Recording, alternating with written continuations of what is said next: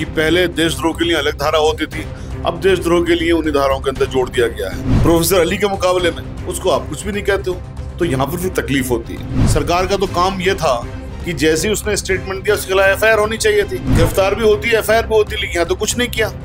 तो उन्होंने honourable supreme court का कंटेम्प्ट ऑलरेडी किया। बिल्कुल साफ बात तो कह रहा हूँ मैं, सरकार किसकी है? भारतीय जनता पार्टी की सरकार है, तो किसी और की सरकार की तो बात नहीं कर रहा हूँ मैं यहाँ पर। और सुबह को यहाँ पर विजय शाह साहब सुप्रीम कोर्ट आ गए, साहब मेरे खिलाफ एफआईआर है, खत्म कर दीजिए। जब तक इन सरकारों को कटघरे में नहीं लाके खड़ा किया जाएगा कि आपने बताइए क्यों संरक्षण दिया हुआ है, कोई वैमनस्य फैलाने वाला, नफरत वाला बयान देता है, उसके खिलाफ एफआईआर होनी चाहिए।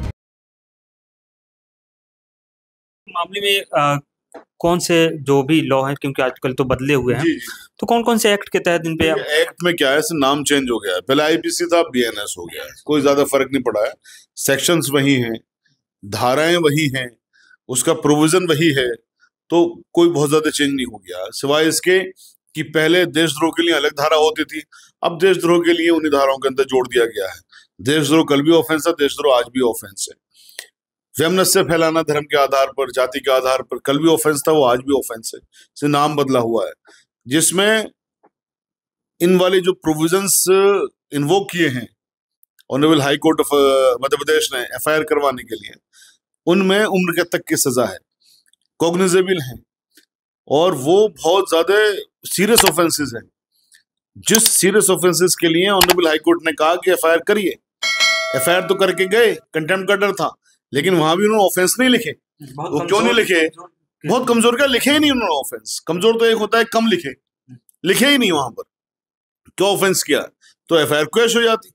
तो ऑनरेबल हाई कोर्ट को फिर ये दोबारा उसमें कहना पड़ा कि साहब ये तो क्वेश करवा दोगे आप इसको, ये तो क्वेशेबल है, ये तो नहीं करना चाहिए था आपने, हमारे ऑर्डर को कहाँ कंप्लाई किया आपने। फिर दोबारा ऑर्डर करना पड़ा ऑनरेबल हाई कोर्ट को। और उसी बीच में रीजन क्या था कि उन्होंने एफआईआर में ऑफेंस नहीं लिखा, और सुबह को यहाँ पर विजय शाह साहब सुप्रीम कोर्ट आ गए कि साहब मेरे खिलाफ एफआईआर है, खत्म कर दीजिए इसे। ये तो ऑनरेबल हाई कोर्ट ने इस बात को समझ लिया, देख लिया इसको, और उसके ऊपर नजर बनाए रखने के लिए कह दिया कि हम इसकी मॉनिटरिंग करेंगे, इन्वेस्टिगेशन की। अब ऑनरेबल सुप्रीम कोर्ट ने एसआईटी बनाई है। एसआईटी के बाद में क्या होता है, जब तक सरकार का प्रभाव रहेगा, क्या कोई एसआईटी इंडिपेंडेंट इन्वेस्टिगेशन कर लेगी? मुझे तो नहीं लगता सर कि वहां पर सरकार जब इस तरह से प्रभावित कर रही है। सरकार का तो काम यह था कि जैसे ही उसने स्टेटमेंट दिया उसके खिलाफ एफआईआर होनी चाहिए थी, क्योंकि ऑनरेबल सुप्रीम कोर्ट का तो ऑलरेडी पुराना ऑर्डर है कि अब आपको किसी कंप्लेंट की जरूरत ही नहीं है। कोई वैमनस्य फैलाने वाला, नफरत वाला बयान देता है, उसके खिलाफ एफआईआर होनी चाहिए। एफआईआर भी होती है और गिरफ्तारी भी होती है, कुछ गिरफ्तार भी होती है, एफआईआर भी होती है, लेकिन यहाँ तो कुछ नहीं किया। तो उन्होंने ऑनरेबल सुप्रीम कोर्ट का कंटेम्प्ट ऑलरेडी किया। अब यहाँ पर आप एसआईटी बना रहे हैं, अच्छी बात है, देखते हैं क्या होता है। अली खान की गिरफ्तारी तो अली खान की गिरफ्तारी जब तक सरकार उसके साथ में खड़ी हुई है, उनका कुछ भी होगा। बेसिकली जब तक इन सरकारों के खिलाफ एक्शन नहीं होगा, जब तक इन सरकारों को कटघरे में नहीं लाके खड़ा किया जाएगा कि आपने बताइए क्यों संरक्षण दिया हुआ है, जब तक इनसे रेजिग्नेशन की बात नहीं होगी, जब तक मेरे ख्याल को इंसाफ नहीं होने जा रहा। मैं फिर कह रहा हूँ, अली खान वाली जो आप बात कर रहे हो, उन्होंने कुछ गलत किया, सही किया है, वो ऑनरेबल कोर्ट में साबित होगा। गलत किया है तो सजा मिलेगी, सही किया है तो वो छूट के आ जाएंगे।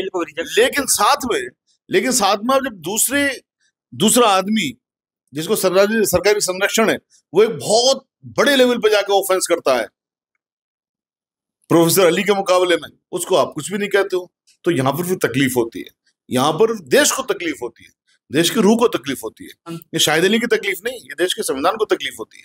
अंतिम सवाल कि आप बार बार सरकार का जिक्र कर रहे हैं कि सरकार बचाने की कोशिश करी, तो क्या बीजेपी अपने मंत्रियों को या ऐसे लोगों को बचाने की कोशिश करती है क्या? बिल्कुल साफ, लेकिन वो तो कहते हैं कि भाई बिल्कुल साफ बात तो कह रहा हूं मैं, सरकार किसकी है? भारतीय जनता पार्टी की सरकार है, तो किसी और की सरकार की तो बात नहीं कर रहा हूं मैं। यहाँ पर जो सरकार बचाने की कोशिश कर रही है, भारतीय जनता पार्टी की सरकार है।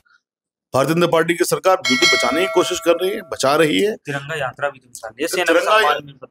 तिरंगा यात्रा आप सैन्य सम्मान में निकाल रहे हो, बड़ी अच्छी बात है, आप निकालिए, हम भी आपके साथ है, मसला नहीं है। पाकिस्तान को आपने खत्म करने की लड़ाई लड़ रहे हो, हम साथ हैं आपके। लेकिन जो लोग देश को तोड़ने के लिए, चाहे वो आप ही के लोग क्यों ना हो, अगर कर रहे हैं तो उनकी सजा सिर्फ है कि उनको जेल के अंदर होना चाहिए। वो आप क्यों नहीं कर रहे? बहुत बहुत शुक्रिया।